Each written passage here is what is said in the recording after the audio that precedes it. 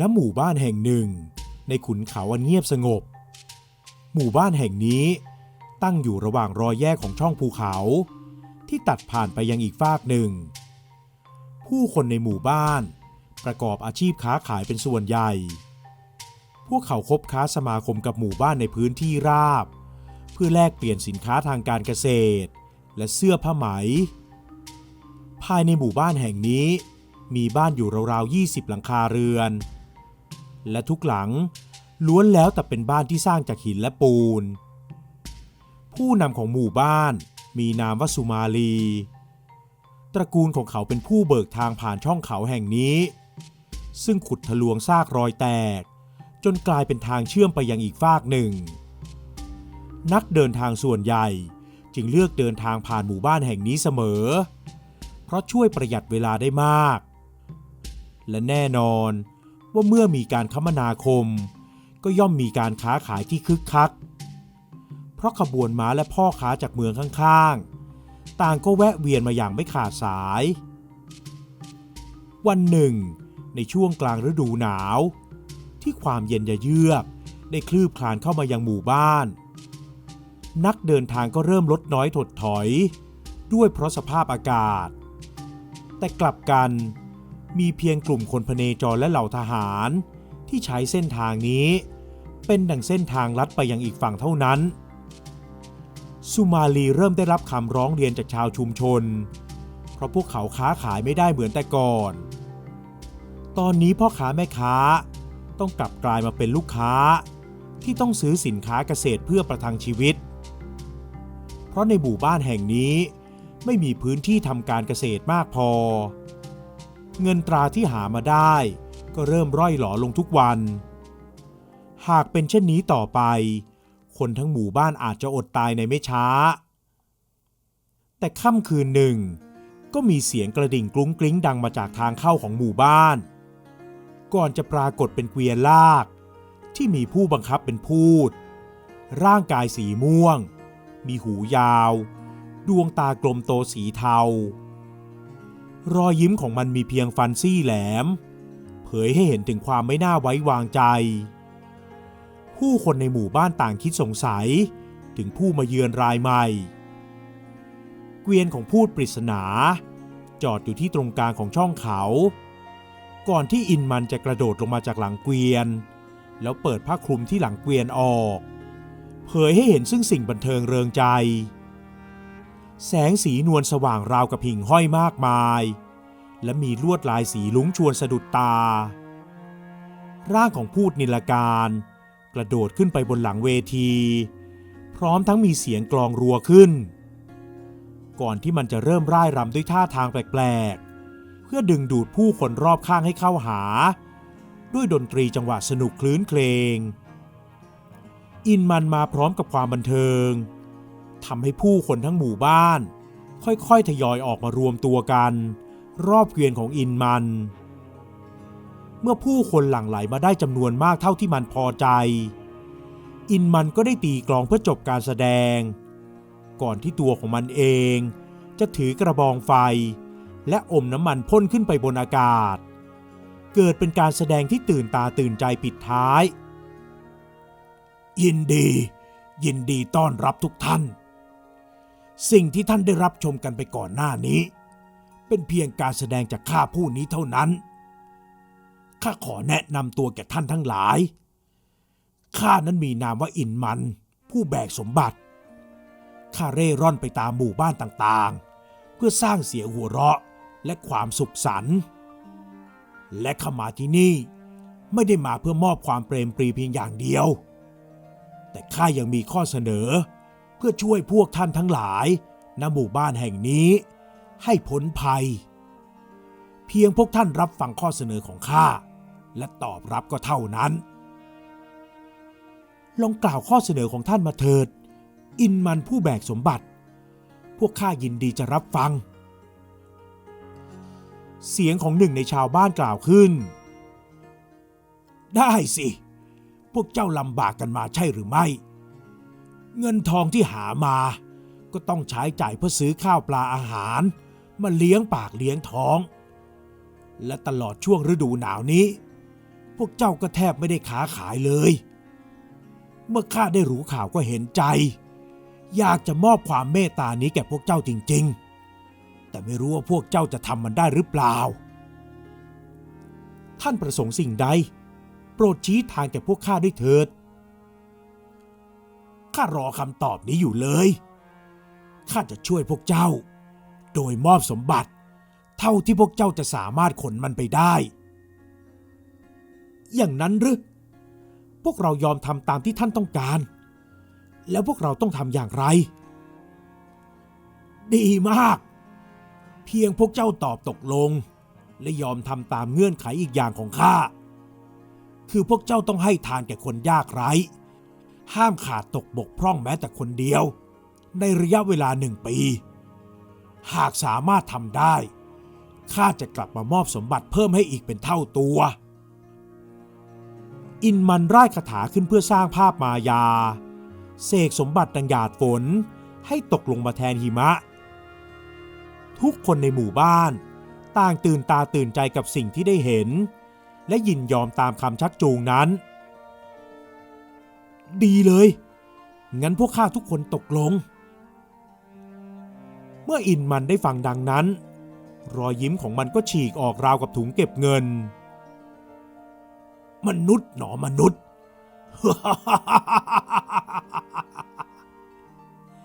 แล้วถ้าทำไม่ได้จะเกิดอะไรขึ้นสุมาลีกล่าวถามขึ้นท่ามกลางฝูงชนสายตาของอินมันจดจ้องไปที่เจ้าของคำถามด้วยแววตาแวววาวก่อนที่มันจะเอ่ยปากออกมาพร้อมกับรอยยิ้มอันแสนเจ้าเล่ห์โอ้พวกเจ้าก็ต้องคืนสมบัติมาให้แก่ข้าเท่าที่มียังไงเล่าทุกคนที่กำลังยากไร้หูตาจึงมืดมัวไม่ฟังคำทัดทานจากสุมาลีพวกเขายอมตกลงกับอินมันเพียงคิดแค่ว่าการให้ทานแก่คนยากไร้หากแม้นมีสมบัติมากพอย่อมให้ทานได้อย่างไม่มีปัญหาเมื่อถึงเช้าวันรุ่งขึ้นอินมันได้ขนสมบัติกองโตมาให้ชาวบ้านตามที่เขาได้ให้สัญญาไว้สุมาลีได้แต่ยืนดูเหล่าผู้คนในหมู่บ้านขนสมบัติเป็นหาบเข้าบ้านของตนเองเมื่อผู้คนได้สมบัติมาก็ใช้จ่ายดังที่เคยทำคือการซื้อหาข้าวของจากเมืองอื่นมาไว้เพื่อเตรียมขายแล้วไม่นานก็ได้มีคนพเนจรเดินเข้ามาในหมู่บ้านโดยปกติแล้วคนพเนจรจะเดินผ่านหมู่บ้านแห่งนี้ไปเฉยๆเพราะคนพวกนั้นรู้ดีว่าผู้คนส่วนใหญ่ในช่องเขานี้ไม่มีกระจายจะแบ่งปันแม้น้ำเพียงหยดเดียวแต่ทว่าตอนนี้กลับเป็นพ่อค้าแม่ค้าที่ร้องทักคนพเนจรเพื่อมอบสิ่งของให้เจ้าคนพเนจรเดินทางผ่านมาเหนื่อยๆเจ้าอยากได้น้ำดื่มดับกระหายหรือไม่พ่อค้าคนหนึ่งถามขึ้นข้าไม่มีเงินตราหรอกนะเพียงพวกท่านกรุณาให้ใช้เส้นทางผ่านไปยังอีกฝากของภูเขาก็เป็นพระคุณมากแล้วพ่อค้าหนุ่มได้เดินเอาน้ำและคบเพลิงมอบให้แก่ชายพเนจรก่อนที่เขาจะกลับมานั่งที่แผงขายสินค้าต่อชายพเนจรรับของจากชายคนนั้นด้วยความแปลกใจและได้กล่าวขอบคุณก่อนจะเดินออกจากหมู่บ้านไป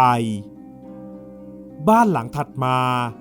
เมื่อได้เห็นพ่อค้ามอบของแก่คนพเนจรจึงได้ทำตามโดยการแบ่งผลไม้ให้แก่คนขอทานที่ผ่านทางมาชาวบ้านต่างยินดีที่จะให้ทานเพราะเงินตราที่มีในตอนนี้มันล้นมือล้นเท้าไปหมดจะให้แก่คนพเนจรนิดหน่อยคงไม่ขาดแม้ปลายกรวดเมื่อฤดูหนาวผ่านพ้นไปพวกเขาก็กลับมาค้าขายได้ดังเดิมและเริ่มให้ทานแก่คนพเนจรจนเป็นเรื่องปกติบางวันคนพเนจรมากบ้างน้อยบ้างพวกเขาก็ให้ทานเรื่อยๆอยู่ร่วมหลายเดือนจนคนพเนจรเริ่มหลั่งไหลมาที่หมู่บ้านมากขึ้นเพราะการบอกกันปากต่อปากเรื่องที่ชาวบ้านให้ทานแก่คนพเนจรตลอด จึงทำให้ผู้คนยากไร้ต่างเดินทางมาเพื่อพึ่งใบบุญขอความเมตตาจากชุมชนแห่งนี้แต่ตอนนี้ชาวบ้านเริ่มไม่อยากให้ทานแก่ผู้คนยากไร้เสียแล้วเพราะนับวันก็ยิ่งเพิ่มมากขึ้นและเมื่อเพิ่มมากขึ้นก็ต้องให้ทานมากขึ้นไปอีกหากเป็นเช่นนี้ต่อไปสมบัติที่มีอาจจะหมดลงได้ในเร็ววันชาวบ้านจึงเรียกชุมนุมถึงข้อสัญญากับอินมันเพื่อหาข้อสรุปร่วมกันพวกเราไม่เห็นอินมันมาที่หมู่บ้านอีกเลยหลังจากวันนั้นแถมคนพเนจรก็เพิ่มมากขึ้นเรื่อยๆจนแทบไม่มีคนมาซื้อขายกับเราหากเป็นเช่นนี้ต่อไปสมบัติที่พวกเราหามาต้องหมดไปกับการให้ทานเป็นแน่ใช่ข้าเองก็รู้สึกเสียดายสมบัติที่ได้สูญเสียแก่พวกคนยากไร้งอมืองอเท้าพวกนี้อยู่เหมือนกันสมบัติของเราทำไมเราถึงไม่ได้ใช้ยายจึงต้องแบ่งให้ทานแก่พวกมันด้วยชาวบ้านพูดคุยกันเป็นเสียงเดียวกันก่อนจะตกลงว่าจะไม่ยอมให้ทานอีกพร้อมทั้งจะกลั่นแกล้งคนขอทานเหมือนเช่นแต่ก่อนแต่สุมาลีได้ทัดทานเอาไว้เพื่อไม่ให้ผิดสัญญากับอินมันพวกเจ้ารับสมบัติของผู้จอมเจ้าเล่ห์อินมันมาแล้วหากไม่ทำตามข้อเสนอที่มันกล่าวไว้ข้าเกรงว่าจะมีภัยเมื่อสุมาลีกล่าวจบเสียงจากแม่ค้าคนหนึ่งได้กล่าวขึ้นเน็บแนมเขาทันทีท่านสุมาลีไม่ได้ทำสัญญากับอินมันพวกข้ารู้ว่าท่านนั้นอิจฉาพวกข้าที่ได้สมบัติมากมายพวกนั้นมาละสิท่านเองไม่ต้องถูกบังคับต้องให้ทานเหมือนกับพวกข้าก็ย่อมพูดได้สุมาลีถอนหายใจและไม่หักห้ามสิ่งใดอีกวันต่อมาได้มีชายตาบอดเดินทางเข้ามาในหมู่บ้านด้วยท่าทางอิดโรยและเอ่ยขอน้ำดื่มกับบ้านหลังหนึ่งซึ่งบ้านหลังนั้นได้มอบก้อนหินใส่ในกะลาที่ชายขอทานถือมาเมื่อบ้านหลังข้างๆเห็นเพื่อนบ้านไม่ยอมให้ทานจึงทำตามเพราะคิดว่ายังไงชายขอทานคนนี้ก็คงไม่รู้ว่าตนใส่อะไรลงไปในกะลาใบนั้นพวกเขาต่างพากันเอากรวดใส่ให้ชายตาบอดและกลั่นแกล้งโดยการให้ย่ามที่ใส่กรวดดินจนเต็มส่งให้ชายตาบอดแบกหามพลางหลอกว่าเป็นข้าวสารชายตาบอดได้แบกย่ามนั้นตามที่ชาวบ้านบอกซึ่งเขาเองก็ไม่รู้ว่าสิ่งเหล่านั้นคืออะไรรู้เพียงว่าชาวบ้านได้เมตตามอบให้ก็เป็นพระคุณยิ่งระหว่างทางก็มีคนเอาสิ่งของสารพัดมาให้แก่ชายตาบอดแต่ทุกอย่างก็เป็นเพียงดินทรายและก้อนหินเท่านั้นจนกระทั่งชายตาบอดเดินทางมาถึงบ้านหลังสุดท้ายซึ่งเป็นบ้านของสุมาลีเมื่อเขาเห็นสภาพของชายตาบอดที่เหนื่อยหอบก็นึกสงสารจับใจจึงได้มอบอาหารและให้ที่พักแก่ชายเคราะห์ร้ายคนนี้ก่อนหน้าที่หมู่บ้านแห่งนี้เคยให้ทานเป็นกิจวัตรตอนนี้กลับกลายเป็นการกลั่นแกล้งคนขอทานทุกคนที่เดินทางผ่านมาจนเมื่อฤดูร้อนผ่านไปและเข้าสู่ฤดูเก็บเกี่ยวหมู่บ้านใกล้เคียงเก็บผลผลิตและได้มาค้าขายที่หมู่บ้านแห่งนี้แต่หมู่บ้านกลับปิดเงียบไม่มีการค้าขายพวกเขาจึงไปพบกับหัวหน้าหมู่บ้านและได้ค้าขายกันจนได้ทราบว่าผู้คนในหมู่บ้านแห่งนี้ไม่ทำอาชีพค้าขายอีกต่อไปแล้วพวกเขาอยากเพลิดเพลินกับสมบัติแทนที่จะดิ้นรนให้เหนื่อยเปล่าสุมาลีจึงแนะนำให้ชาวบ้านใกล้เคียงลองหาสินค้าที่หลากหลายมาขายให้แก่คนในหมู่บ้านเมื่อคนจากหมู่บ้านเกษตรกรได้รับคำแนะนำจากสุมาลีจึงได้บอกต่อไปยังหมู่บ้านข้างๆให้นำสินค้าเข้ามาขายซึ่งคนในหมู่บ้านหุบเขาก็แห่ซื้อกันอย่างบ้าคลั่งมีเพียงสุมาลีเท่านั้นที่หาของมาขายและกักตุนอาหารเพื่อรอหน้าหนาวที่กำลังจะมาถึงเ มื่อถึงหน้าหนาวอีกครั้งหัวหน้าหมู่บ้านได้เรียกประชุมและบอกกับทุกคนพวกเจ้าทุกคนคงไม่ลืมสัญญาที่เคยให้ไว้กับอินมันหรอกหนานี่ก็ใกล้จะครบกำหนด1 ปีแล้วทุกคนในหมู่บ้านเมื่อได้ฟังสิ่งที่สุมาลีกล่าวต่างอ้างว่าอินมันคงลืมไปแล้วว่าเคยทำสัญญาอะไรไว้กับพวกเขาและถึงอินมันจะกลับมาทวงสัญญาก็เอาอะไรไปจากพวกเขาไม่ได้เพราะจำนวนคนที่เยอะกว่าผิดกับอินมันที่มาเพียงตนเดียวเมื่อถึงกลางฤดูหนาวผู้คนในหมู่บ้านต่างเฝ้ารอการมาถึงของอินมัน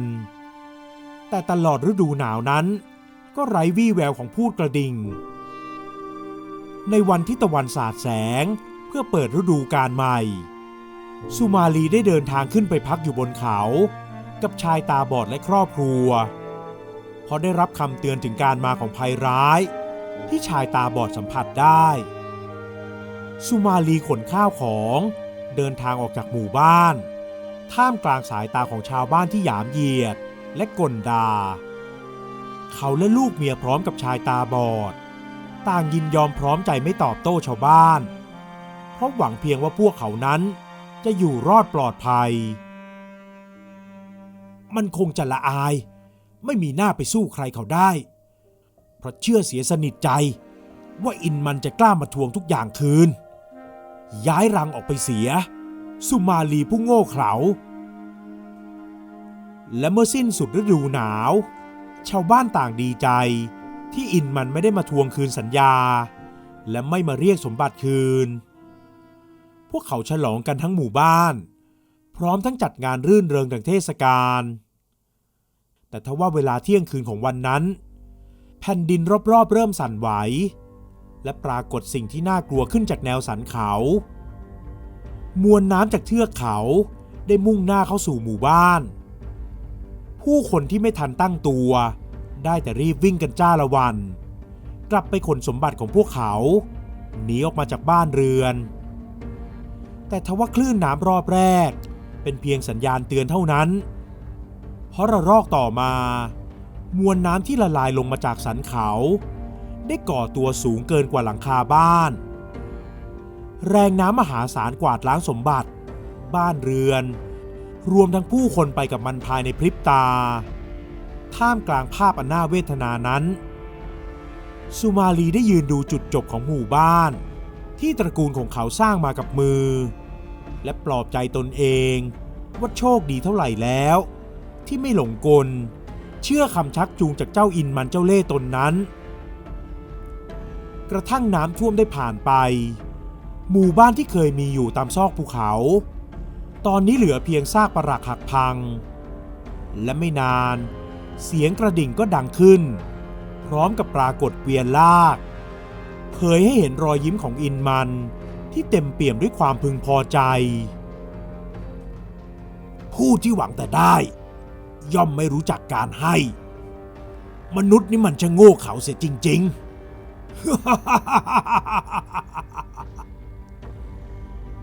อินมันหัวเราะด้วยความสุขใจก่อนจะกระโดดลงไปเก็บสมบัติที่วางกองอยู่ตามพื้นเพื่อมุ่งหน้าไปเยือนเมืองถัดไปกำไรของข้า